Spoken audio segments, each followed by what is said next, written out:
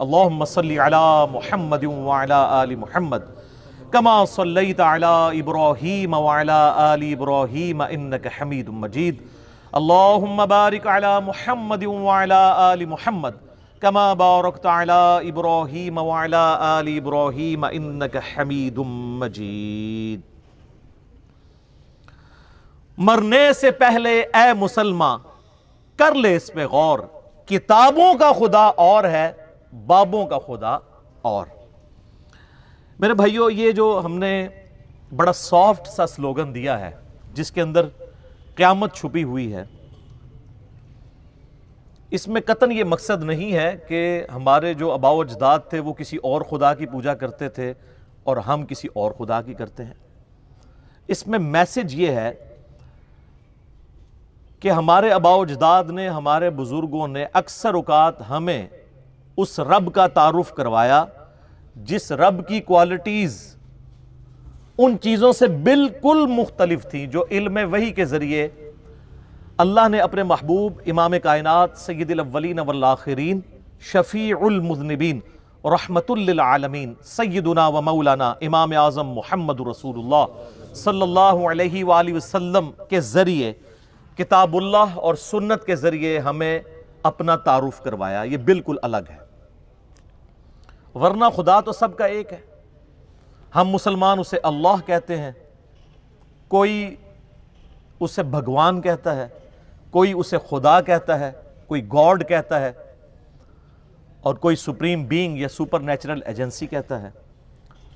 اللہ سب کا ایک ہی ہے، الہ سب کا ایک ہی ہے۔ میرے بھائیو، اللہ تعالیٰ نے جب ہمارے ماں باپ یعنی سیدنا آدم اور سیدہ حوا علیہم السلام کو اس زمین پر اتارا تو قصہ آدم اور ابلیس قرآن حکیم میں کم از کم 7 دفعہ ڈسکس ہوا ہے۔ سٹارٹ ہی میں سورۃ البقرہ میں اللہ تعالیٰ نے جب قصہ آدم اور ابلیس کا ذکر کیا تو آیت نمبر 38 میں آتا ہے قُلْ اهْبِطُوا مِنْهَا جَمِيعًا فَإِمَّا يَأْتِيَنَّكُم مِّنِّي هُدًى فَمَن تَبِعَ هُدَايَ فَلَا خَوْفٌ عَلَيْهِمْ وَلَا هُمْ يَحْزَنُونَ وَالَّذِينَ كَفَرُوا وَكَذَّبُوا بِآيَاتِنَا أُولَئِكَ أَصْحَابُ النَّارِ هُمْ فِيهَا خَالِدُونَ کہ ہم نے کہا کہ اے آدم اور اس کی اولاد، تم سب کے سب زمین پر اتر جاؤ، اب انتظار کرنا جب کبھی بھی کوئی ہدایت کی بات تم تک پہنچے میری طرف سے، یعنی انبیاء کی وحی کے ذریعے، تو جو اس کی پیروی کرے گا اسے قیامت والے دن نہ کوئی خوف ہوگا نہ کوئی غم، اور جو میری آیات کا انکار کریں گے، اسے جھٹلائیں گے، وہی ہوں گے اہل نار، اہل جہنم، ہمیشہ ہمیش اس میں رہیں گے۔ اللہم اجرنا من النار، اللہم اجرنا من النار، اللہم اجرنا من النار۔ تو کتابوں کی پیروی کا حکم ہے، بابوں کی پیروی کا نہیں، اور بابے بھی وہی قابل احترام ہیں جو کتابوں سے جوڑیں، اپنی پرستش نہ کروائیں۔ سورہ بنی اسرائیل میں آپ کو پتا ہے 10 کمانڈمنٹس آئی ہیں، اور اس میں بھی 9th کمانڈ جو سورہ بنی اسرائیل کی آیت نمبر 36 ہے، وَلَا تَقْفُ مَا لَيْسَ لَكَ بِهِ عِلْمٌ إِنَّ السَّمْعَ وَالْبَصَرَ وَالْفُؤَادَ كُلُّ أُولَئِكَ كَانَ عَنْهُ مَسْئُولًا۔ اے انسان، کسی چیز کی پیروی اس وقت تک مت کرنا جب تک تمہیں ڈیفینٹ علم نہ اس کے بارے میں آ جائے۔ بے شک کان، آنکھیں اور عقل، اس کے بارے میں پوچھا جائے گا کہ تمہیں یہ 3 انسٹرومنٹس دیے تھے، تم نے ان کو استعمال کر کے حق بات تک پہنچنے کی کوشش کیوں نہیں کی؟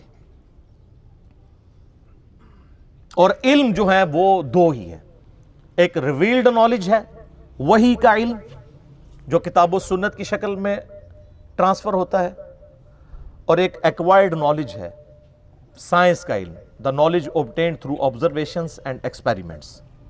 یہ دونوں ڈیفینٹ علوم ہیں، لیکن اسٹیبلش سائنس، ہائپوتھیسز یہ تھیوریز کی بات نہیں کر رہا۔ آج چونکہ میرا ٹاپک جو ہے وہ علم وحی ہے، ریویلڈ نالج، لہٰذا میں اسی کو ایمفیسائز کروں گا۔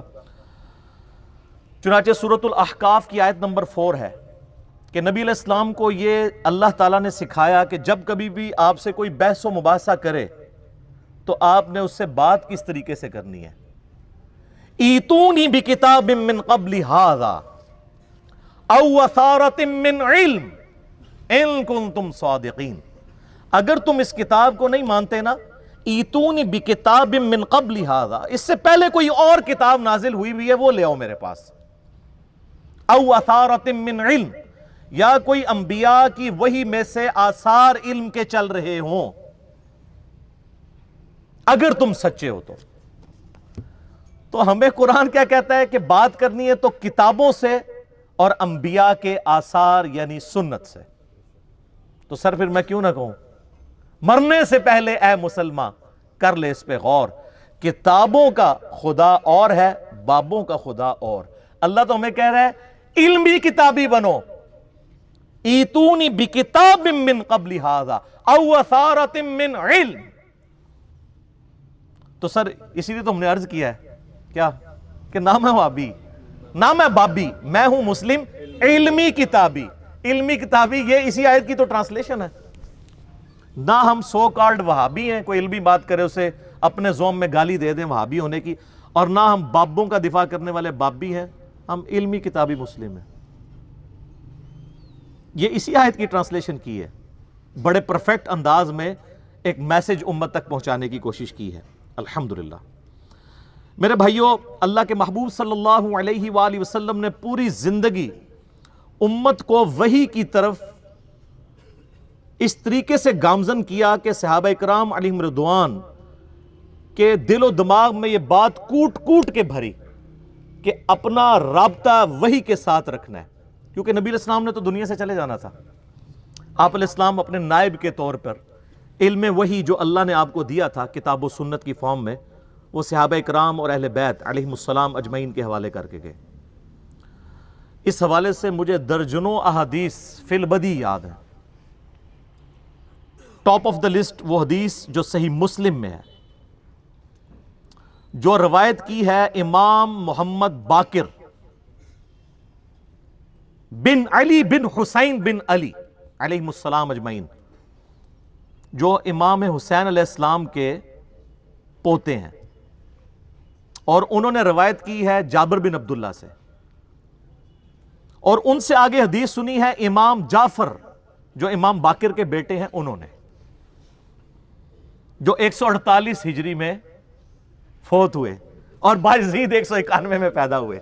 وہ کہتے ہیں دونوں جڑے ہوئے ہیں، یہ وہ والے امام جعفر. تو وہ کہانیوں میں امام جعفر ہے نا، یہ صحیح مسلم میں انٹرنیشنل نمبر کے مطابق 2005 نمبر حدیث ہے.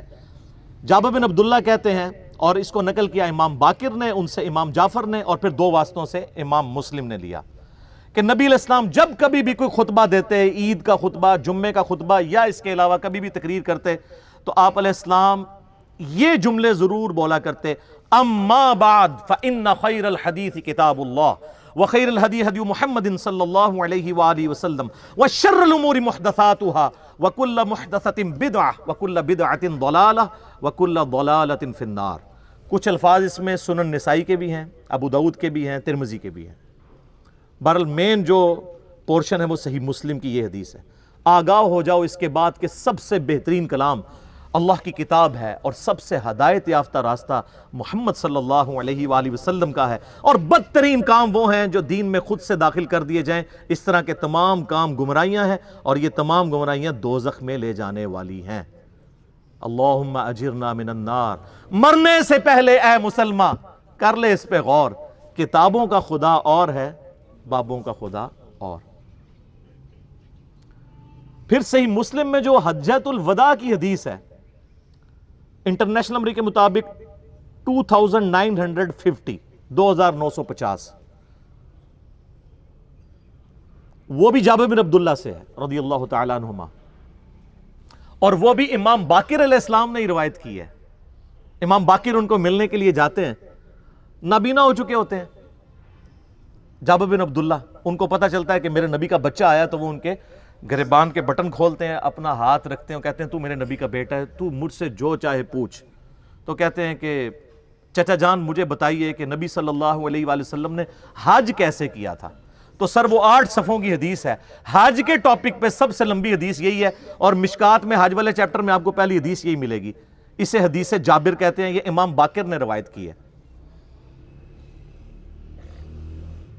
اس میں الفاظ ہیں کہ نبی علیہ السلام نے ہمیں خطبہ دیتے ہوئے فرمایا تھا میدان عرفات میں کہ میں اپنے بعد تم میں وہ چیز چھوڑ کر جا رہا ہوں جسے مضبوطی سے پکڑ لوگے کبھی گمراہ نہیں ہوگے، اور وہ اللہ کی کتاب ہے۔ مسلم شریف میں صرف کتاب اللہ کا ذکر ہے، سنت بھی اسی میں داخل ہے، کیونکہ من یطع الرسول فقد اطاع اللہ، جس نے رسول اللہ کی اطاعت کی اس نے گویا اللہ کی اطاعت کی۔ البتہ مستدرک للحاکم میں ایک روایت ہے انٹرنیشنل نمبر کے مطابق 318، وہ عبداللہ ابن عباس سے، وہ کہتے ہیں کہ نبی علیہ السلام نے فرمایا تھا دو چیزیں چھوڑ کر جا رہا ہوں، ایک اللہ کی کتاب ہے، اس کو مضبوطی سے پکڑ لینا، دوسرا تمہارے نبی صلی اللہ علیہ وآلہ وسلم کی سنت ہے، اسے مضبوطی سے پکڑ لینا، کبھی بھی گمراہ نہیں ہوگے۔ تو نبی علیہ السلام کیا کہہ رہے ہیں، بابوں کو پکڑنا یا کتابوں کو؟ تو سر پھر عرض کیوں نہ کریں کہ مرنے سے پہلے اے مسلمان کر لے اس پہ غور، کتابوں کا خدا اور ہے، بابوں کا خدا اور۔ کتابوں کے ساتھ جوڑ کے گئے۔ سر نبی علیہ السلام کے پاس تو وہ بابے تھے جو چھوڑے بھی جا سکتے تھے، صحابہ اکرام، اہل بیت، خلفائے راشدین۔ سنن ابی داؤد میں، جامعہ ترمذی میں، سنن ابن ماجہ میں حدیث ہے، نبی علیہ السلام نے اپنی وفات سے چند دن پہلے ایک بڑا بلیغ خطبہ دیا، ہر آنکھ اشک بار تھی، گویا کہ آپ ہم سے رخصت ہو رہے تھے۔ آپ علیہ السلام کے بارے میں صحابہ کرام کہتے ہیں، تو آپ نے فرمایا میرے بعد جو کوئی بھی زندہ رہے گا بہت اختلاف دیکھے گا، اس وقت علیکم بسنتی وسنت الخلفاء الراشدین المہدیین، تم پر میری سنت اور میرے خلفائے راشدین ہدایت یافتہ کی سنت لازم ہے، ان کو اپنی دانتوں سے مضبوطی سے، اپنی داڑوں سے پکڑ لینا۔ خلفائے راشدین کی سنت کیوں؟ کہ نبی علیہ السلام کو کانفیڈنس تھا کہ یہ وہ بابے ہیں جو اپنی عبادت نہیں کروائیں گے بلکہ میری تعلیمات ہی تم تک پہنچائیں گے، اور پلس وہ اجماع امت کے ذریعے چل رہے ہوں گے، انڈیویجول کی رائے نہیں ہوگی، اور وہ قیامت تک کے لیے ہمارے لیے حجت۔ البتہ کوئی پرسنالٹی آپ نے اس حوالے سے نہیں چھوڑی کہ اس کو پکڑ لینا۔ کیوں؟ بھئی نبی علیہ السلام کے 2 سال کے بعد سیدنا ابوبکر بھی فوت ہو گئے، 13 سال کے بعد سیدنا عمر بھی شہید، 25 سال کے بعد سیدنا عثمان بھی شہید، 30 سال کے بعد مولا علی بھی شہید، خلافت راشدہ ختم، اور آخری صحابی ابو طفیل عامر بن واثلہ المتوفہ 110 ہجری، نبی علیہ السلام کی وفات کے 100 سال کے بعد آلموسٹ دنیا سے وہ بھی چلے گئے۔ آج 1441 ہجری ہے، آخری صحابی کو فوت ہوئے ہوئے بھی 1331 سال ہو چکے ہیں۔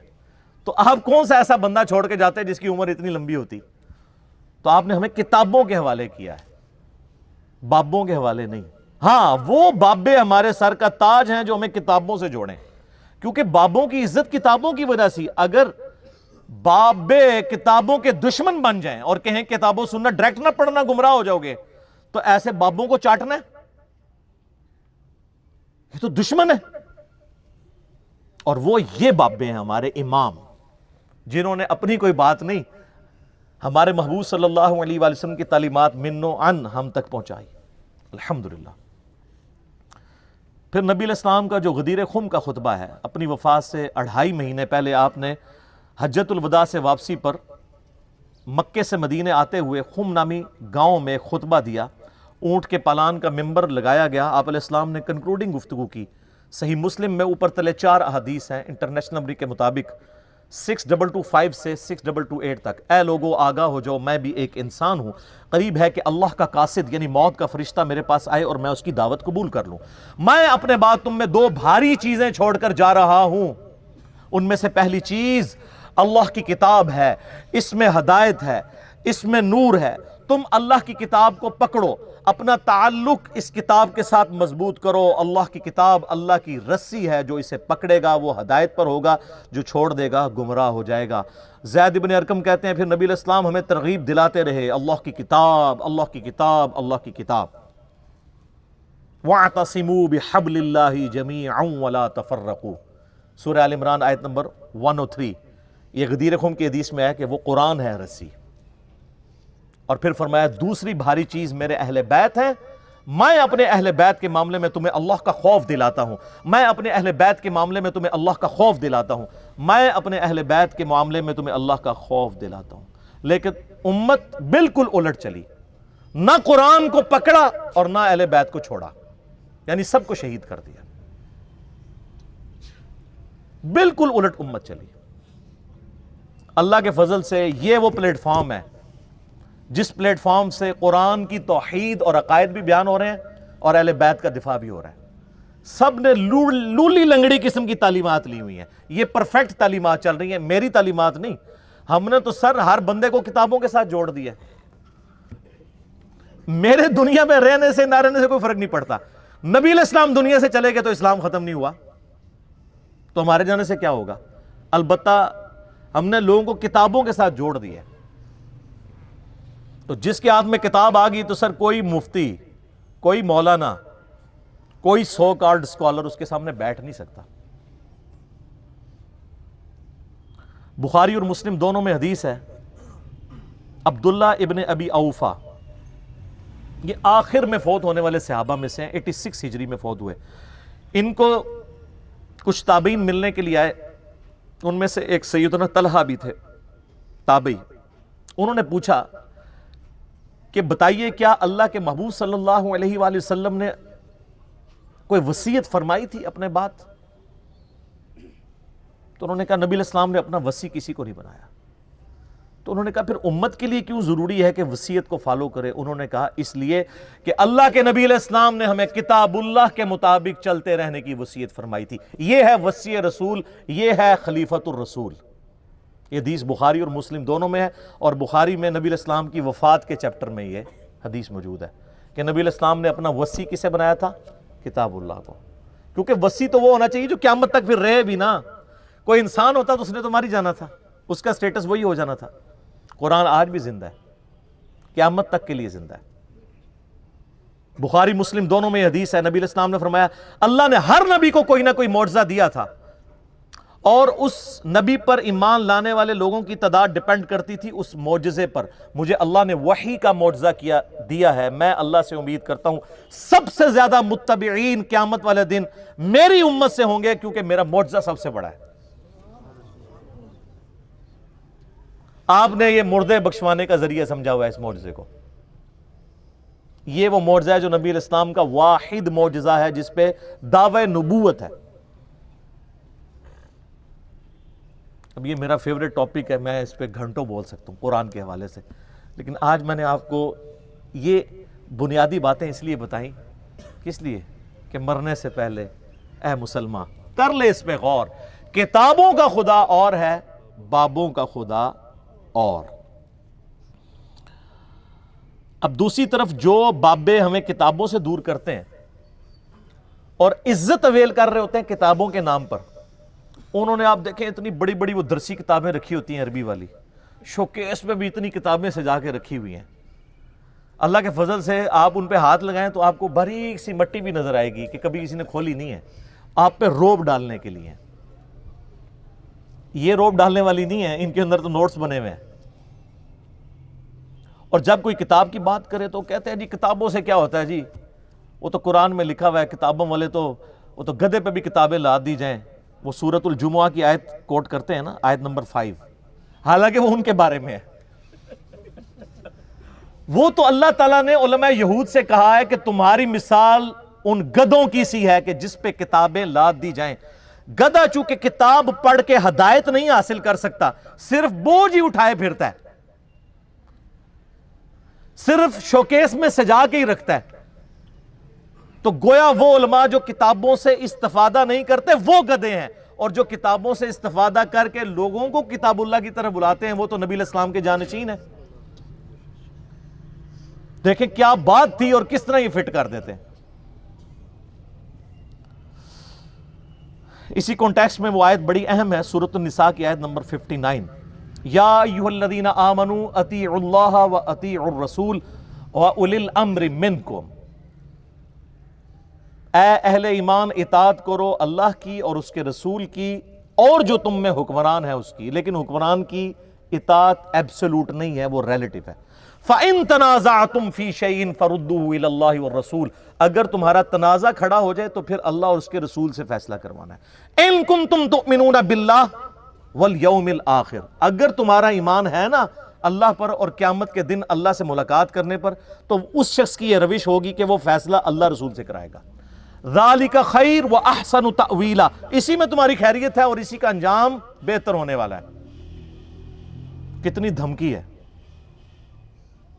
اچھا، آج اللہ رسول سے ہم کیسے فیصلہ کروائیں گے؟ کتابوں سے۔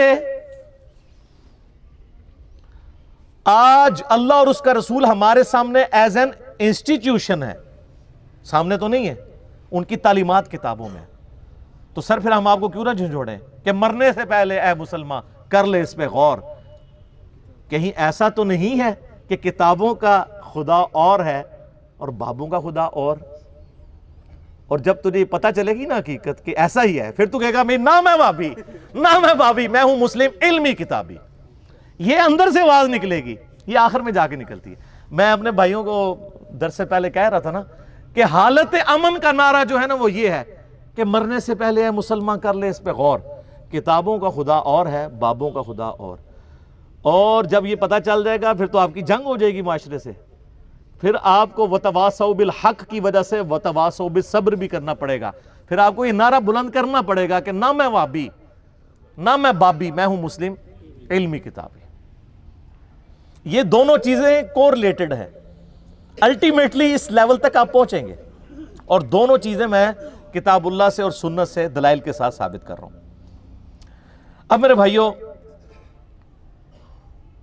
اپنے اس ساری گفتگو کو کنکلوڈ کرنے کے لیے آپ کو میں اینڈ پہ 5 مثالیں دوں گا جس سے آپ کا یہ دماغ کھلے گا اور آپ کو پتہ چلے گا کہ واقعی کتابوں کا خدا اور ہے، بابوں کا خدا اور۔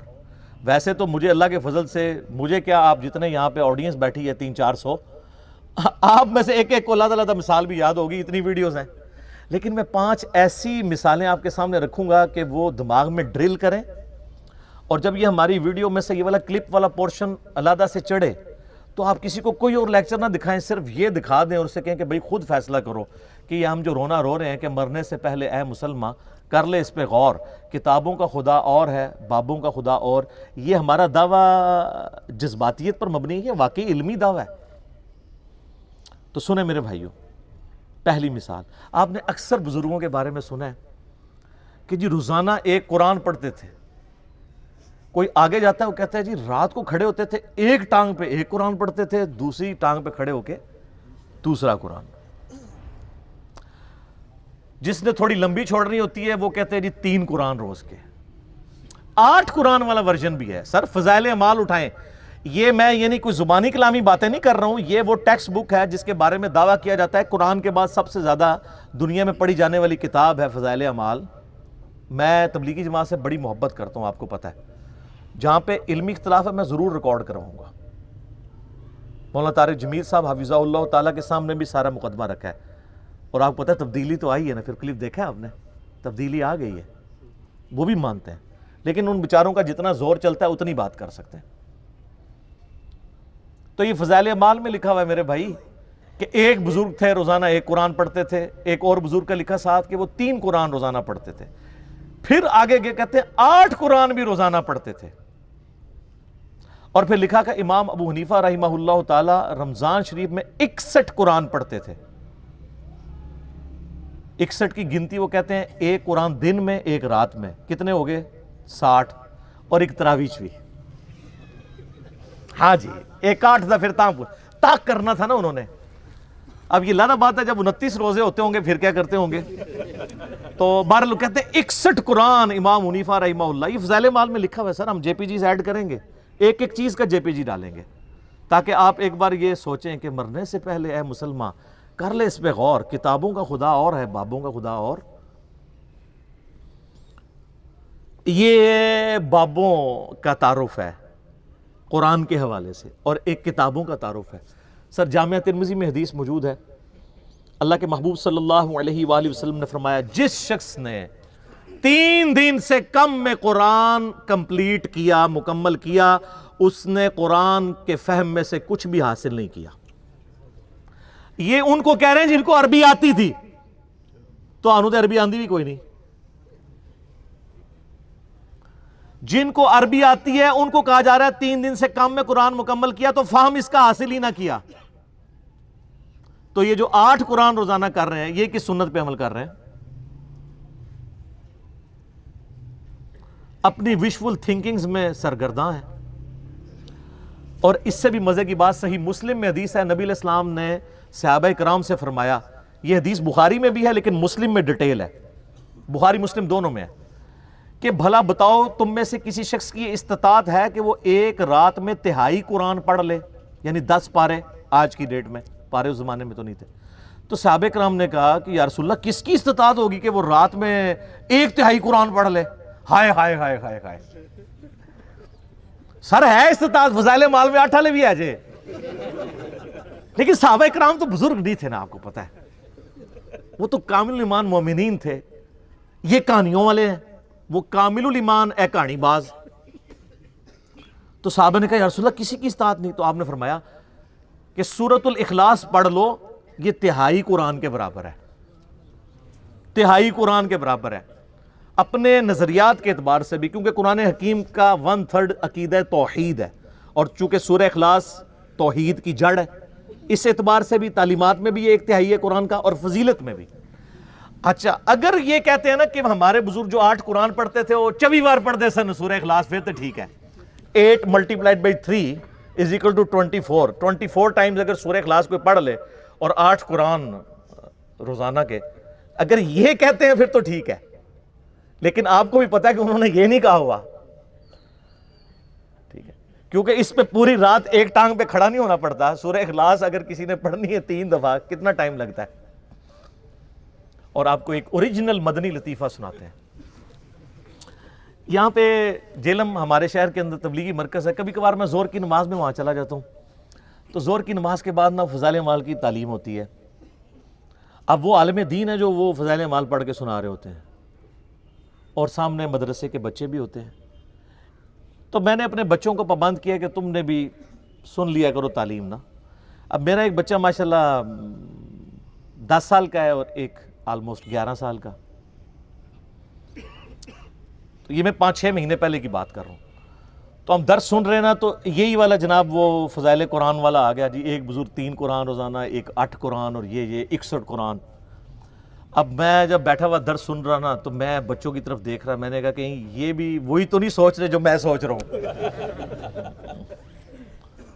تو خیر بعد میں ہم جب موٹر بائک پہ بیٹھے, میں گھر آنے لگا تو میرا بچہ مجھے کہتا ہے, احمد, کہتا ہے بابا یہ باقی باتیں تو ٹھیک تھیں, ایک بندہ روزانہ 3-8 قرآن کیسے پڑھ سکتا ہے؟ تو میں نے کہا بیٹا یہ کہانی تھی, اس کو چھوڑ دو, باقی باتیں لے لو. لیکن میں یہ سوچ رہا تھا کہ 80 لوگ اس عمر ہی ٹگے سن ڈنگر, کیونکہ ہماری تربیت نہیں ہوئی تھی. اور آج کل کے بچے سوچتے ہیں, کیوں سوچتا ہے؟ اس نے قرآن کئی دفعہ مکمل کیا, اسے پتہ ہے یہ اتنی موٹی کتاب ہے, یہ 8 دفعہ روزانہ کیسے پڑھی جا سکتی ہے. اب لاکھ کسی کو کہتے رہے جناب انج کر کے پڑھ لی تو انج کر کے پڑھ لی, کیسے منوائیں گے؟ اور میں نے تو احادیث سے ثابت کر دیا کہ صحابہ کرام علیہم رضوان بھی کہہ رہے ہیں کہ کس کی ہمت ہے کہ رات میں 1/3 قرآن پڑھ لے. تو نبی علیہ السلام نے وظیفہ دیا ہے سورہ اخلاص کا. تو ہم تو یعنی یہ ساری مثالیں آپ کے سامنے اس لیے رکھتے ہیں کہ آپ کم از کم مرنے سے پہلے اے مسلمان کر لے اس پہ غور. کتابوں کا خدا اور ہے, بابوں کا خدا اور. دوسری مثال سنیں. یہ چونکہ قرآن کے دشمن ہے, بدنیتی کی وجہ سے نہیں, پوری نیک نیتی کے ساتھ. میں کہتا ہوں اس امت میں جس نے بھی اس امت کا جنازہ نکالا پوری نیک نیتی کے ساتھ نکالا ہے, کوئی 2 نمبری نہیں تھی ان کے اندر, پوری نیک نیتی کے ساتھ. چونکہ شیطان جب ان کے برے اعمال ان کی نظروں میں سنوار دیتا ہے تو نیک نیتی سے وہ کام کر رہے ہوتے ہیں نا. تو قرآن سے دور کرنے کے لیے انہوں نے لوگوں کو یہ کہنا شروع کر دیا کہ آپ جو ہے نا وہ عربی ٹیکسٹ کے اوپر نا ذرا غور کریں, اس کے اوپر ایمفسائز کریں. اور اس کے لیے پھر انہوں نے کئی ایک ہیلے بہانے گڑے. ایک تو موٹا سا جملہ, یہ قرآن دیس ڈائریکٹ نہیں پڑھنا گمراہ ہو جاؤ گے, یہ تو آپ نے اکثر سنا ہے. اچھا جو صحابہ کرام تھے وہ تو قرآن سنتے تھے, ان کے آنسو روا ہوتے تھے, چلے ان کے آپ کو یقین نہیں آتا. یہ جو گورے مسلمان ہو رہے ہیں, 2007 میں کلنٹن پاکستان آئے اور انہوں نے کہا کہ اسلام از دا فاسٹسٹ گروئنگ ریلیجن ان امریکہ. وہ قرآن جو ہے وہ تو ڈائریکٹ ہی پڑھ رہے ہیں گورے, انگریزی میں ترجمہ، اور ہم جو پیدائشی مسلمان اردو میں پڑھ کے گمراہ ہو جائیں گے، اور ہم بڑے فخریہ بتاتے ہیں جی بڑی تیزی نہ لوگ گورے مسلمان ہو رہے ہیں، فخریہ بتاتے ہیں نا، اور یہاں ہم کہانی کروا رہے ہوتے ہیں کہ ڈائریکٹ نہ پڑھنا گمراہ ہو جاؤ گے، اور ہم ایسے علماء کو سبحان اللہ کہہ رہے ہوتے ہیں۔ اگر کوئی یہودی عیسائی ہمیں کہنا قرآن نہیں پڑھنا گمراہ ہو جاؤ گے، وہ کہے گا اللہ کا دشمن ہے تو اس لیے کہہ رہا ہے۔ اور یہ جو یہودی مسلمان نما یہودی گھسے ہوئے ہیں ہماری صفوں کے اندر، یہ آپ کو کہتے ہیں آپ کو کوئی پرواہ نہیں ہے۔ قرآن تو بار بار کہہ رہا ہے ہدی للناس، سورۃ البقرہ میں ہے ہدی للناس وبینات من الہدی والفرقان، یہ پوری انسانیت کے لیے ہدایت ہے، اور اس میں ہدایت کے روشن دلائل ہیں، اور یہ حق اور باطل میں تمیز کرنے والی کتاب ہے۔ لیکن نہیں، سورۃ القمر میں 4 دفعہ آیا وَلَقَدْ يَسَّرْنَا الْقُرْآنَ لِلذِّكْرِ فَهَلْ مِن مُدَّكِرٍ، قرآن نصیحت کے لیے ہم نے آسان کر دیا ہے کوئی نصیحت حاصل کرنے والا؟ نصیحت کے لیے۔ باقی اس کے سائنٹیفک فیکٹس پہ جائیں تو سر مولویوں تو سائنس آمدی بھی نہیں، سائنس دے سپیلنگ بھی نہیں آمدے۔ قرآن کا مقصد بھی نصیحت ہے، باقی تو آپ کا انٹرسٹ ہے جتنا مرضی، نصیحت کے لیے آسان ہے۔ لیکن وہ فضائل اعمال میں لکھا ہوا سر کہ جی قرآن کی تفسیر کے لیے 15 علوم چاہیے، یہ آپ کو دور کر رہے ہیں قرآن سے غیر محسوس طریقے۔ اور انہوں نے کہا کہ جی 14 کے تو نام گنوائے، انہوں نے کہا 14 تو آپ حاصل کر لیں گے، 15واں جو ہے وحبی ہے۔ وحبی کہتے ہیں جو گاڈ گفٹڈ ہو، وہ خاص لوگوں کو ہی ملتا ہے، تاکہ آپ 14 حاصل بھی کریں، کہیں گے 15واں تو کوئی نہیں نا، وہ تو وحبی ہے۔ وحبی نہیں، وحبی۔ کتنی دشمنی اس پہ تر رہا یہ کہ پھر باقاعدہ ایک خواب لکھا کہ امام احمد، یہ فضائل اعمال میں سر لکھا ہوا ہے کہ امام احمد بن حنبل رحمۃ اللہ علیہ نے خواب میں اللہ کی زیارت کی۔ جھوٹ۔ بازید بستامی کے بارے میں کشف المحجوب میں لکھا ہے کہ انہوں نے اللہ کی زیارت کی ڈائریکٹ، اور تذکرۃ الاولیاء میں لکھا ہے معراج کی رات انہوں نے بھی معراج کی اور اللہ کو ڈائریکٹ دیکھا۔ ادھر تھوڑی شرم آئی، انہوں نے ایک سٹیپ نیچے لے آئے، خواب میں دیکھا۔ سر یہ خواب والا پیکج موسیٰ علیہ السلام کو آفر کیوں نہیں ہوا تھا؟ سورۃ الاعراف کی آیت نمبر 143 ہے، حضرت موسیٰ علیہ السلام اللہ کے لاڈلے ترین 5 پیغمبروں میں سے ہیں، اولو العزم پیغمبروں میں سے ایک۔ کہنے یا اللہ تجھے دیکھنا چاہتا ہوں۔ اللہ نے فرمایا تو نہیں مجھے دیکھ سکتا، بلکہ پہاڑ کی طرف دیکھ، اگر یہ قائم رہا تو سمجھ لینا تو بھی دیکھ سکتا ہے۔ اور وہ جل کر راکھ ہو گیا پہاڑ، اور موسیٰ علیہ السلام انڈائریکٹلی اس کے ایفیکٹ کی وجہ سے بے ہوش ہو گئے۔ لن ترانی، تو مجھے نہیں دیکھ سکتا۔ تو اللہ تعالیٰ کہہ سکتا تھا کہ بعد میں نے احمد بن حنبل کو خواب میں زیارت کرانی ہے، تو موسیٰ پھر خواب والا پیکج، میں کہتا ہوں آج بھی کہتا ہوں موسیٰ علیہ السلام کو خواب والا پیکج آفر ہوتا نا وہ لے لیتے۔ ہمارے محبوب صلی اللہ علیہ وآلہ وسلم کو خواب میں زیارت ہوئی ہے، جامعہ ترمذی میں حدیث ہے، بڑی لمبی حدیث ہے، جس میں وہ نبی علیہ السلام کی دعا ہے اللہم انی اسألک فعل الخیرات وترک المنکرات۔ میں نے کئی دفعہ بیان کی ہے، مشکات میں اس کا انٹرنیشنل نمبر ہے 748 جامعہ ترمذی کے حوالے سے۔ یہ پروٹوکول کسی کا نہیں ہمارے محبوب صلی اللہ علیہ وآلہ وسلم کے سوا۔ تو کہتے ہیں جی احمد بن حنبل نے خواب میں اللہ کو دیکھا تو اللہ تعالیٰ سے کہا یا اللہ میں تیرا قرب حاصل کرنا چاہتا ہوں، تو اس کے لیے سب سے بہترین ذریعہ کیا ہے؟ تو اللہ نے فرمایا میرا کلام۔ بالکل ٹھیک ہے، ہم بھی یہی کہتے ہیں، لیکن اگے کہانی شروع ہونے لگی ہے۔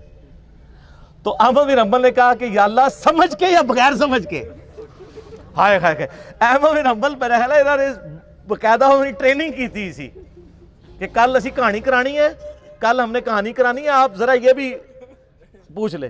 یہ لکھا ہوا ہے بھائی، اور پوچھ رہے کس سے؟ اللہ سے، جس نے سمجھ کے لیے پیغمبر بھیجا ساتھ، سب کچھ سمجھایا۔ وہ اس اللہ سے کسی کی جرت ہے یہ پوچھ لے کہ سمجھ کے کہ بغیر سمجھ کے؟ تو اللہ نے جواب دیا خواہ سمجھ کے خواہ بغیر سمجھ کے۔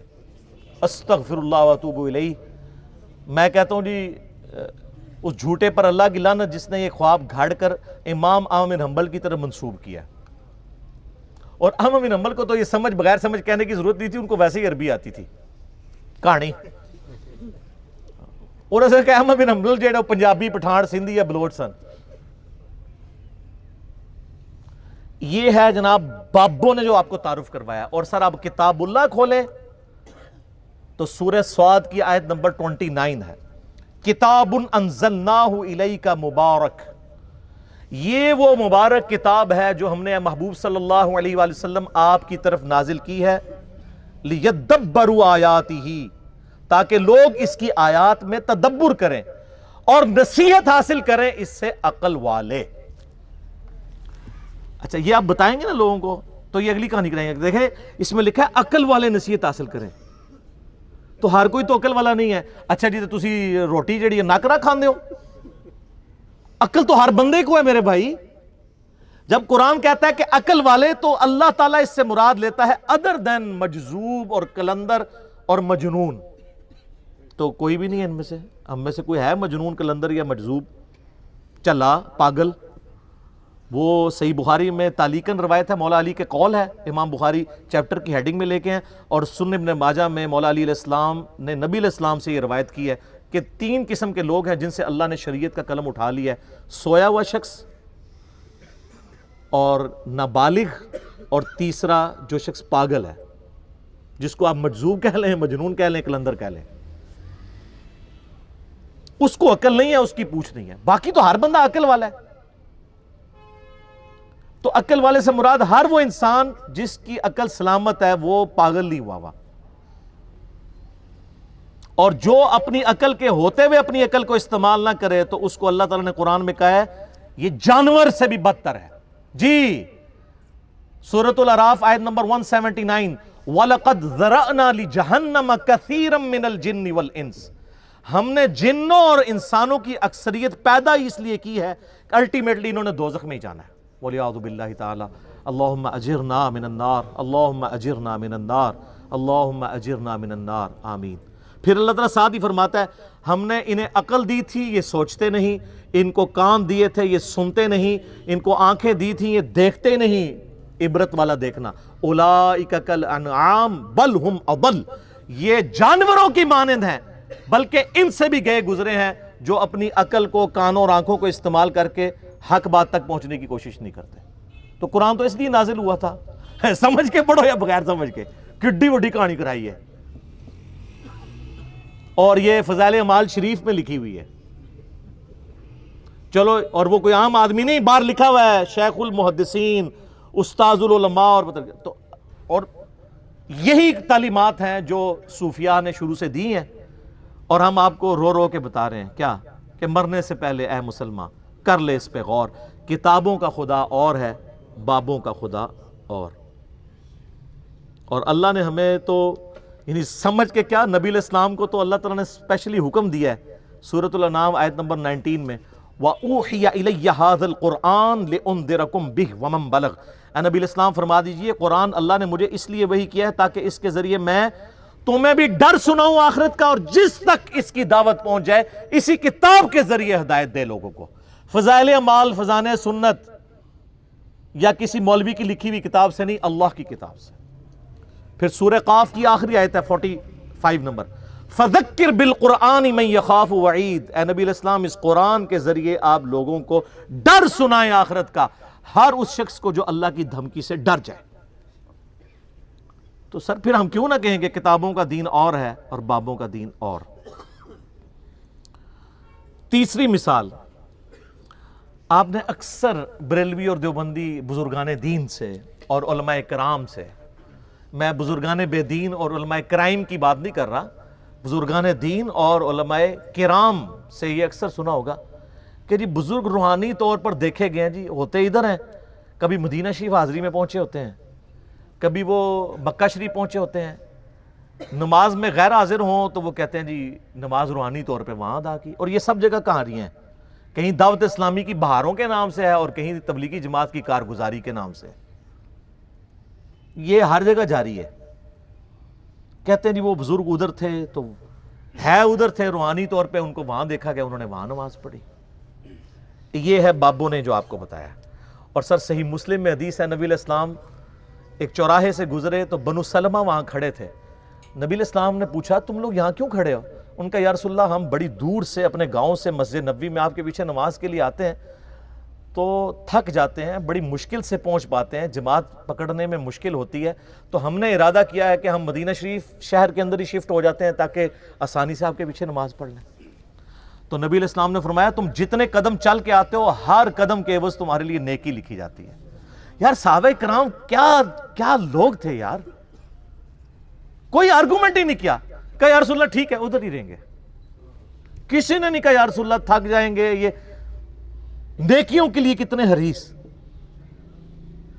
اور کسی نے یہ بھی نہیں کہا کہ حضور ہمارے قدموں کی خاک سے جو خاک اڑتی ہے، ہمارے گھوڑے کے قدموں کے سم سے جو خاک اڑتی ہے، وہ جب گھوڑے کے نتھنے میں بیٹھے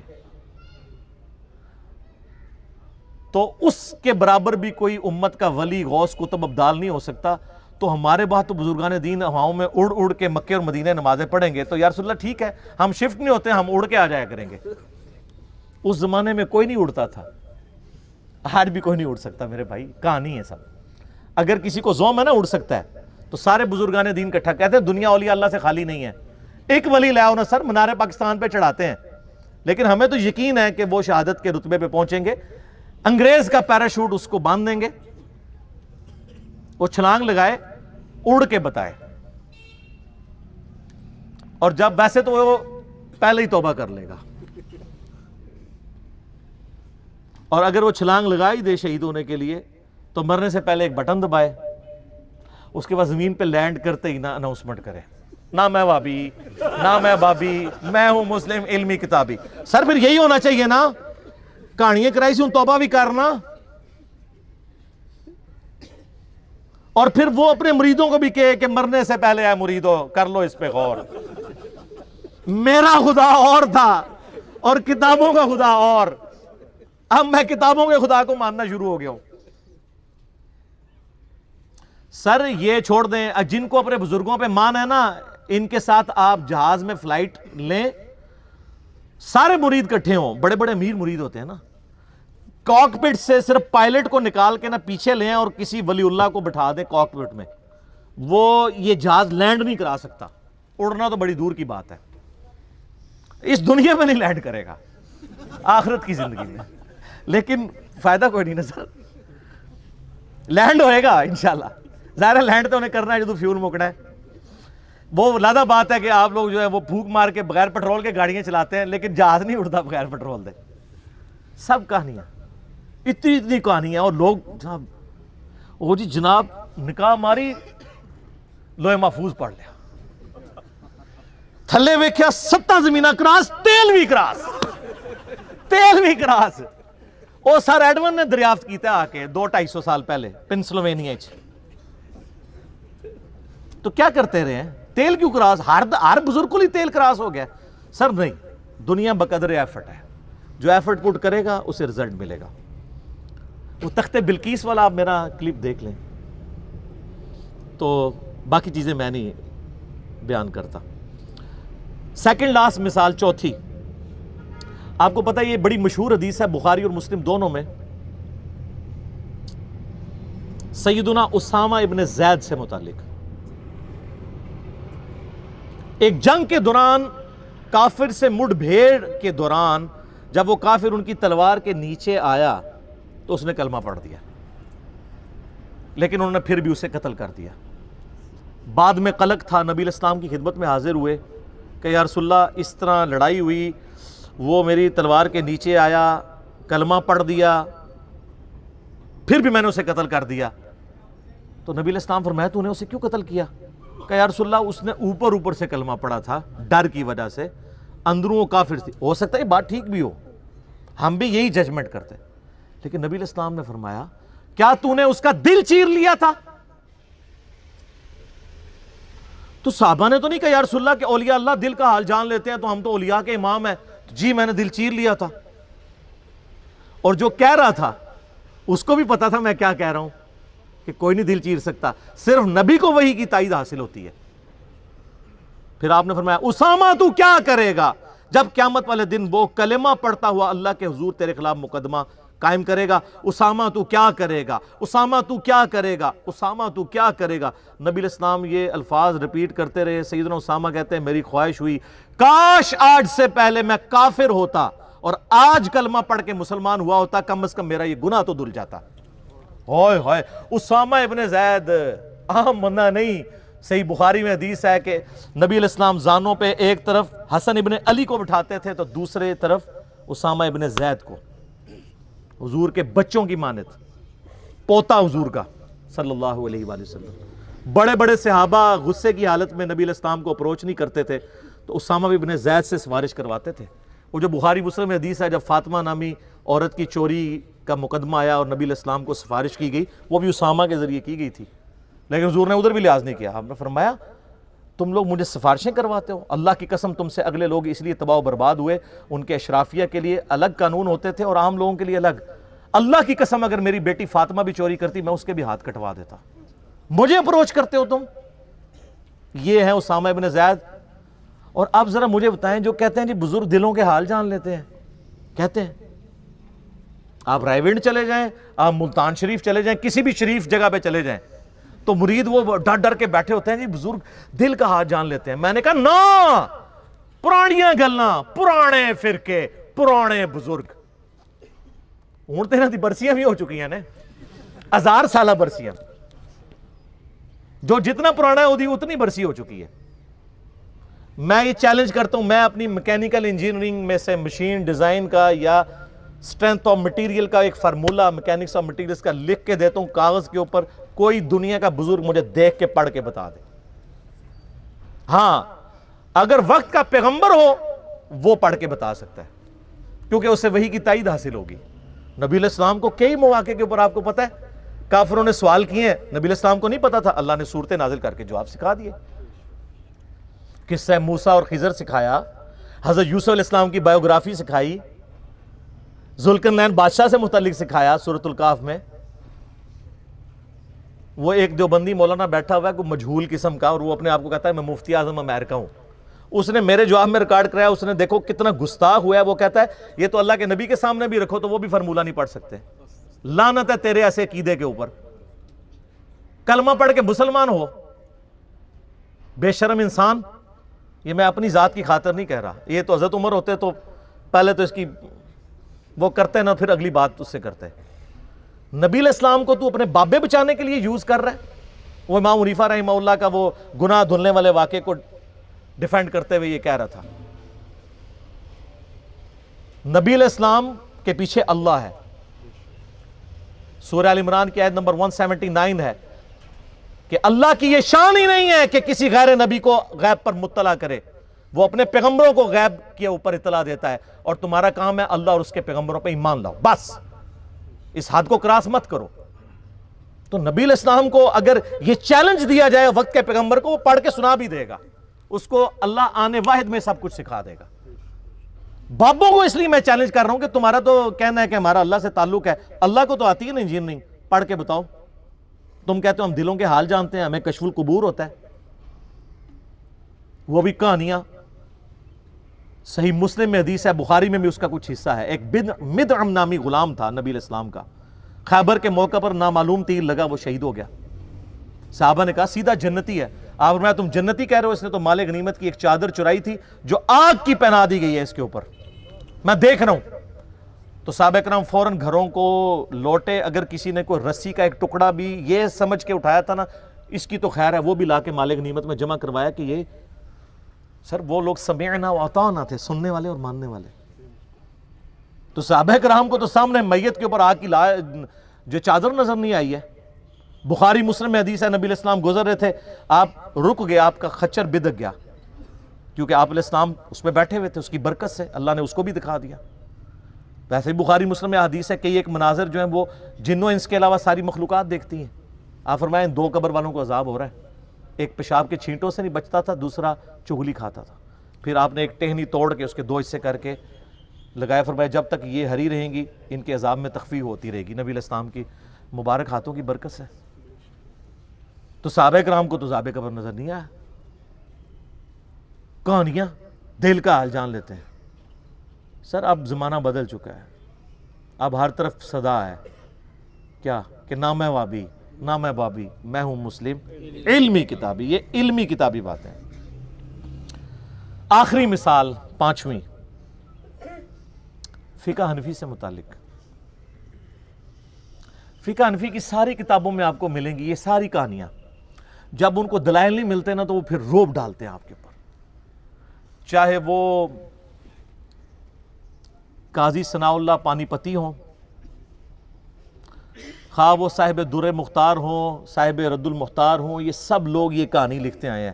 اور ان کی تو کوئی حیثیت نہیں ہے. ان سب کے بڑے بزرگ جو ہیں شیخ احمد سرہندی المعروف مجدد الافسانی، جنہوں نے خود ہی اپنے آپ کو مجدد ڈکلیئر کیا اپنی زندگی میں، اور 1000 سال کا، کیونکہ بیچاروں کو حدیثیں تو نہیں پتہ تھی. حدیث میں تو 100 سال کا مجدد ہوتا ہے.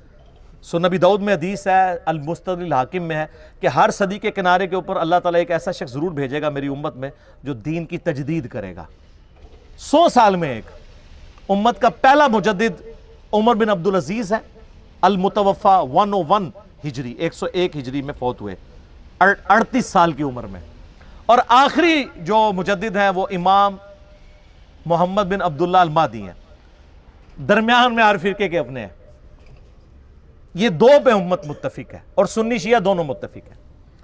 تو مجدد صاحب نے کہا کہ میں 1000 سال کا مجدد ہوں. پھر اپنے مکتوبات میں لکھا کہ مجھے جو اللہ نے شانیں دی ہیں مجھے امید ہے اللہ سے اس کا کچھ حصہ مہدی کو بھی مل جائے گا. کڈی کہانی. اور ہمارے وہ بولے استاد ڈاکٹر اسرار صاحب رحمہ اللہ تعالیٰ، اللہ ان کی غلطیوں سے درگزر فرمائے، وہ بھی کہتے تھے جی مجدد صاحب کی بڑی خدمات ہے. سر بڑی خدمات بڑے لوگوں کی ہیں، لیکن جو ساتھ کہانیاں یہ کرا کے گئے ہیں، وہ مجدد صاحب مکتوبات میں لکھتے ہیں کہ ہمارے بزرگوں نے کشف کے ذریعے دیکھا ہے کہ عیسیٰ ابن مریم جب دنیا میں اتریں گے تو فقہ حنفی کے مطابق عمل کریں گے. کڈی کہانی. پھر ان کو شرم آئی کہ یار یہ میں بات کروں گا تو لوگ کہیں گے کہ ایک پیغمبر کو تم نے اپنے ایک بابے کے نیچے لگا دیا. تو انہوں نے کہا نہیں، وہ ہوگا یہ کہ حضرت عیسیٰ علیہ السلام بھی اجتہاد کریں گے اور ان کا اجتہاد امام حنیفہ سے مل جائے گا. اور بھئی آج کا اجتہاد نہیں امام حنیفہ سے مل سکتا. امام حنیفہ کو یہ پتہ ہی نہیں ہے کہ کیمرہ دنیا میں آ چکا ہے، اس کا شرعی حکم کیا ہے، ٹرین میں نماز کا شرعی حکم کیا ہے، قطبین پہ نماز کا شرعی حکم کیا ہے، چاند پہ کیسے نماز پڑھیں گے. کینگرو نہیں دیکھا ہوا انہوں نے. آج کے کئی مسائل ہیں جو ان کو پتہ ہی نہیں ہے. تو آج کے بھی بعد ماڈرن زمانے میں جو اجتہاد ہے وہ کون سے اجتہاد سے ملے گا. یہ تھی جناب کہانی شریف، بابا شریف. اب آ جائیں صحیح مسلم میں. سر صحیح بخاری مسلم دونوں میں حدیث ہے کہ تم میں عیسیٰ ابن مریم قیامت سے پہلے نزول کریں گے، صلیب کو توڑ دیں گے، خنزیر کو قتل کر دیں گے، جزیہ موقوف کر دیں گے، سب لوگ اسلام قبول کر لیں گے.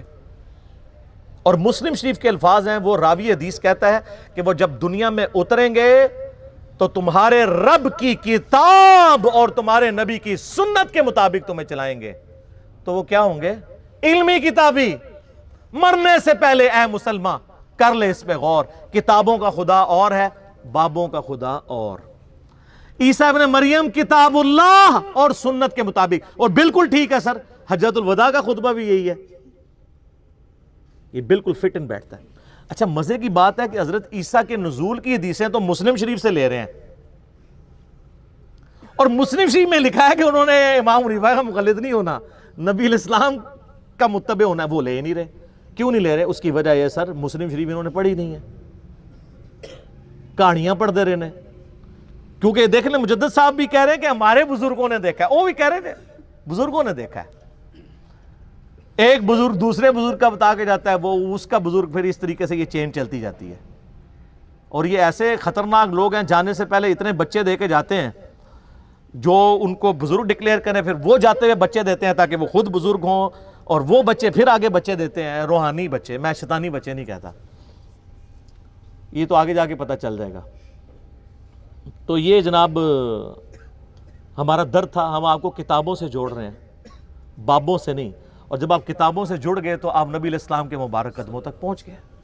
اصل مقصد تو یہ ہے، اس کو امام مانو جسے اللہ نے آپ کا اور میرا امام بنایا. ما ضل صاحبکم وما غوا. تمہارے نبی نہ کبھی بہکے ہیں نہ کبھی بے راہ چلے ہیں. آپ کے بزرگ تو سب سے بڑے بزرگ شیخ عبد القادر جیلانی کی طرف منسوب واقعہ سارے سناتے ہیں نا ہمیں، کہ یہ ایک دفعہ شیطان نورانی شکل میں سامنے آیا اور کہا کہ اے عبد القادر میں تیرا رب ہوں، آج کے بعد تجھے نمازیں معاف. تو انہوں نے کہا لا حول ولا قوت الا باللہ. تو شیطان وہاں سے غائب ہونے لگا، اور غائب ہوتے ہوتے اس نے اگلا وار کیا کہ عبد القادر تیرے علم نے تجھے بچا لیا. تو انہوں نے کہا کہ لا حول ولا قوت الا باللہ، مجھے اللہ کے فضل نے بچایا ہے.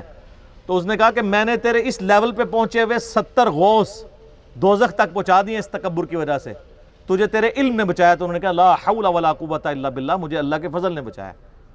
میرا معصومانہ سوال ہے، وہ جو 70 غوث تھے وہ تو گئے دوزخ میں، اور ان کے مریدین جو بیچارے امید لگائے تھے کہ ہمارا پیر ہمیں جنت میں لے کے جائے گا. سر میرا پیر وہ ہے اور آپ کا بھی پیر وہی تھا، لیکن آپ کو بتایا نہیں گیا تھا کہ جس کی گارنٹی اللہ نے قرآن میں دی ہے، ما ضل صاحبکم وما غوا. تمہارے نبی نہ کبھی بہکے ہیں نہ کبھی بے راہ چلے ہیں. لقد کان لکم فی رسول اللہ اسوۃ حسنہ قل ان کنتم تحبون اللہ فاتبعونی یحببکم اللہ انا ارسلناک شاہدا ومبشرا ونذیرا وداعیا الی اللہ باذنہ وسراجا منیرا وما ارسلناک الا رحمتا للعالمین وما ارسلناک الا کافتا للناس بشیرا ونذیرا.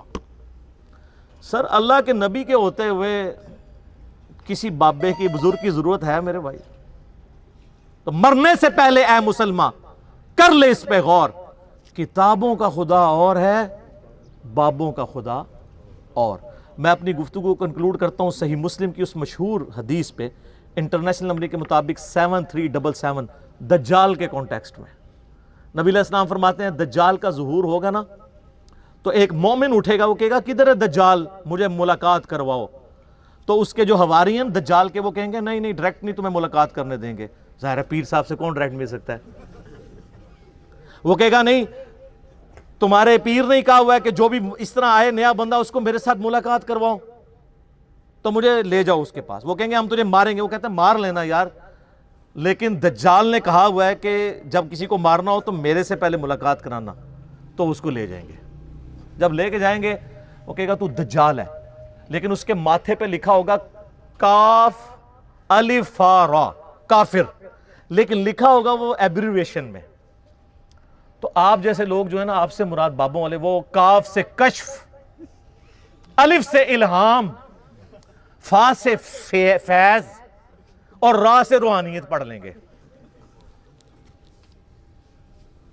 ہم پھر بھی چیخ چیخ کے کہیں گے ایک کافر لکھا ہے. وہ کہیں گے نہیں کاف کشف، الف سے الہام اور فا سے فیض اور را سے روحانیت.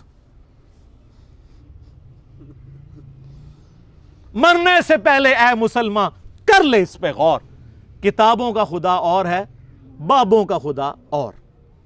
تو صحیح مسلم کی اس حدیث میں آگے پھر آتا ہے کہ وہ شیخ کے پاس لے جائیں گے اسے، دجال کے پاس. تو وہ مومن کہے گا تو مسیح دجال ہے.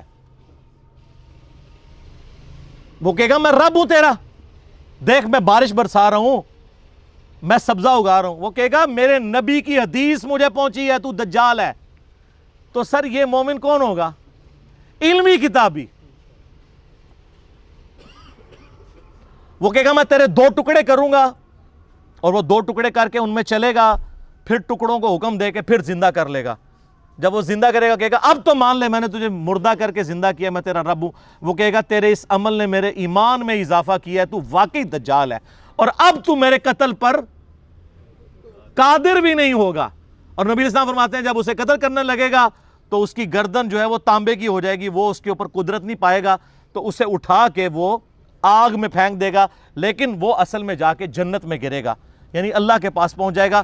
اور نبی علیہ السلام فرماتے ہیں کہ وہ اس زمانے کا سب سے بہترین شہید ہوگا. جو المستدرک الحاکم میں حدیث ہے سید الشہداء حمزہ ابن عبد المطلب ہیں، اور ہر وہ شخص سید الشہداء ہے جو جابر حکمران کے سامنے کلمہ حق بلند کرے. اسی لیے ہم امام حسین رضی اللہ تعالیٰ عنہ علیہ السلام کو سید الشہداء کہتے ہیں، اور وہ مؤمن بھی سید الشہداء ہوگا. تو سر ہم پھر بار بار کہہ رہے ہیں کہ مرنے سے پہلے اے مسلمان کر لے اس پہ غور. کتابوں کا خدا اور ہے، بابوں کا خدا اور. سورہ یوسف پڑھیں. حضرت یوسف علیہ السلام جو اپنے جیل کے ساتھیوں کو ترغیب دلاتے ہیں وہ یہی ہے کہ اے میرے جیل کے ساتھیوں، یہ چند نام ہیں جو تم نے رکھ لیے ہیں، اللہ نے ان کی کوئی سند نازل نہیں کی ہوئی ہے، آپ نے بھی نام رکھ لیے. یہ کہتے ہیں نا جی وہ اللہ چاہے تو بزرگ کر سکتے ہیں. یہ اللہ کا چاہنا آپ نے اور آپ کے بابوں نے ڈیسائیڈ کرنا ہے. اللہ چاہے تو قاسم نانوتوی صاحب مرنے کے 6 سال کے بعد قبر سے نکل کے دیوبند کے 2 مولویوں کی صلح کروا کے قبر میں واپس چلے گئے. کہتے ہیں اللہ نے چاہے. آپ کو کیا مسئلہ ہے؟